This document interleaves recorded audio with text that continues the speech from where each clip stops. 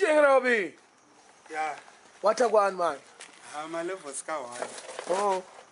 Tutongo fire zvedi tutori areas. Ava takatongo chikora zvedi tambo visit.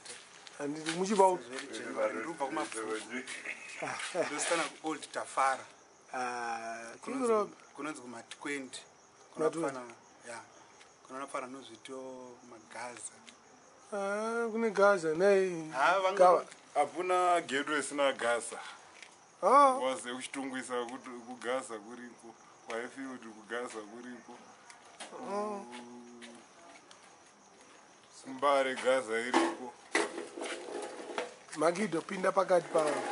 Saka Usati musatize. Gaza yatinongoda chete zvatinongozvidira chete isusu senge isusu vanhu reggae music nei. Tinongorambisa danzo scenery iri alive because kana vachifarira kutedzera zvinoitika kuJamaica zvacho Gaza it's original from Jamaica. Gaza? Yeah. Ndo zvinoclaima cartel. No, because Gaza strip original. Kudanza. Ndekuhondo. Ndekuhondo Gaza strip. Nana Israeli, Palestine. But kudanzo. Danzo Jamaica. Jamaica.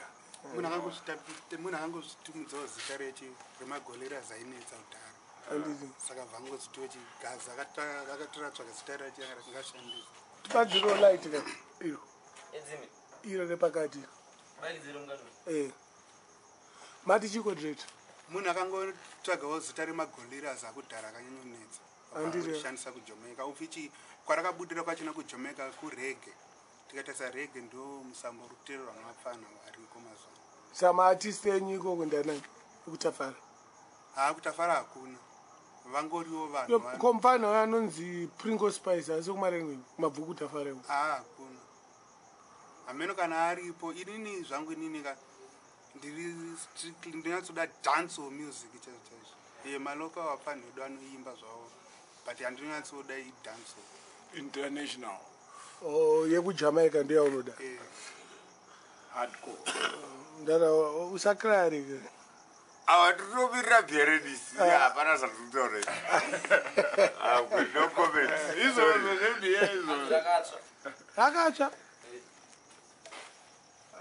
Mira. Uyakuno. Kuda kuisa rimwe.